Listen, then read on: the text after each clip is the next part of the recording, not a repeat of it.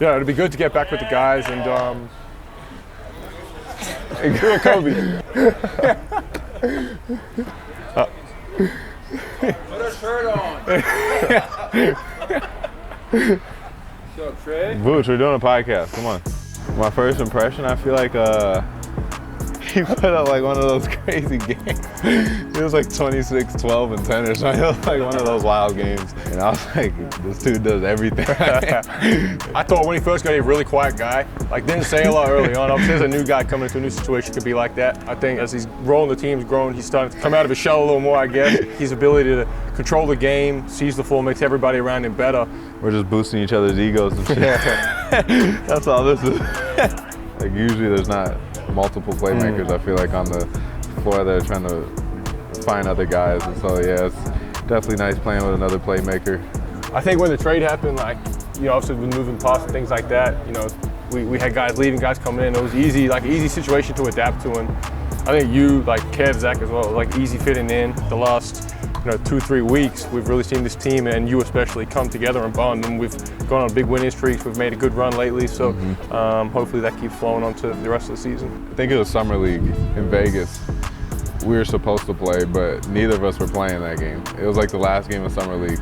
We had both got to that point where you guys start resting. So that would have been our first time playing. I remember, obviously, you were one of the top guards coming out into that draft class. So obviously I wanted to play against you. I mean, obviously, Spurs, Thunder, we played 4 times a year, so we played against each other a fair bit. It was obviously a weird thing playing against someone that you play similar to, like fast guard, gets downhill, all the things you hate to defend. Yeah, I feel obviously the same. I know your game. You're a little taller though, so that a little. Been a little bit of a topic of combo.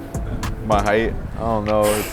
I mean, well, it started with the announcers at the game when they do it pregame. They said, what did they say? You were 6'1"? 6'1". I'm not 6'1". I thought that was generous. Yeah. They said Kevin was 6'7", which I thought was ridiculous. Generous. Yeah, Kevin that's crazy. Might be 6'4", 6'5". They can boost mine up 6'3", I think.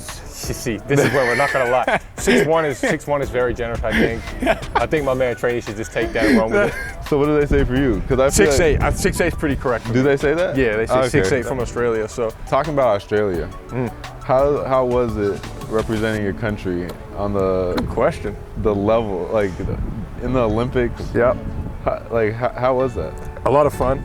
I was in Paris, it was a special month or so. The whole lead up is a lot of fun, but then when you actually get to the Olympics and you're in the village and things like that, it's unbelievable experience. So a lot of fun. So we didn't get as far as we wanted to. We ran into a good Serbian team in the quarterfinals. We were up 25 and then lost in overtime. So it's heartbreaking, but we get another chance in LA in 28 and we'll be ready to go then. Yeah, you'll be one of the main guys. Yeah, you will be the main guy. Yeah. I'm new to Chicago, so obviously, the food, I feel like, sticks out the most to me so far. How's the transition been for you? You've been here a little longer. Obviously, Oklahoma is, I don't know San Antonio that well, but I feel like there's similar aspects to it where it's like, it's quiet. Yeah, quiet, not a lot of traffic. I love the city, but there wasn't a whole lot to do. Right. Whereas Chicago, there's so many options, like to go out to eat. You see a lot more tourists in Chicago than you do these other smaller cities. So I've adjusted well. This is really like home for me where I'm from in Melbourne. So busy city, a lot of traffic, a lot to do, restaurants. City boy. Exactly. So I'm not from the countryside where there's not a lot going on. So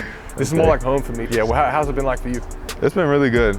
I'm from the Midwest, so from Minnesota, so I'm used to the winters and things like that, but obviously it's starting to transition into spring, which I feel like is the best season.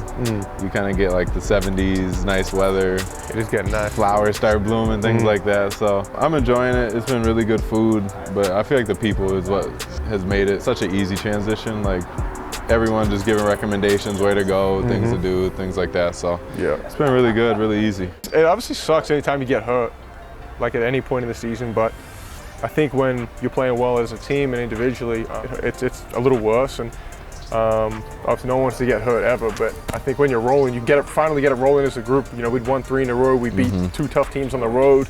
With you having it rolling, I feel like you'll come back and you won't miss a beat. Only in Australia. Big money. Big money. I see that t-shirt you got on. Unrivaled. Talk to us about that. I know you're involved a little bit. Yes, sir. What's your involvement there? So yeah, it's a new women's 3-on-3. professional league. They actually just finished up their season yesterday. I saw that. Got a first-time champion in there. Chelsea Gray was the MVP. Yep. So it was definitely a really successful season, but it's just an opportunity for these women to be able to stay stateside for their off season of the WNBA and still make, you know, a good amount of money, be around their family and things like that, but also be able to play the game in a different way. It's 3-on-3. It's like a 70-foot court, so it's a condensed court is smaller. Yeah, it's a smaller court. So like, yeah, right when you cross half, there's like the 3-point line right there. Okay. So it's like high tempo, you know, really a lot of offense for sure, but it's a different game. It's really cool, and I think it was a really successful first year, and hopefully it continues to grow. DT, welcome home. Oh, that's a good question. Straight out the shower. Straight out the shower. Straight out the shower. The stuff helps when you're doing things like this off the floor. You get to enjoy time together. I think it kind of bleeds onto the court. As the season progresses, these little things like this off the floor go a long way. So I think as a group we've been rolling, and this is a big way to keep it going. I agree. Wouldn't you say, Vooch? 100%. Cool. For who? I'm gonna redo that. All right, Josh. Oh, you was trying to dab me up? Yeah. Good chat. Good Bulls chat TV, here. tune in, keep this thing rolling, Yes, sir. and make some noise in the playoffs. See red. Go Bulls.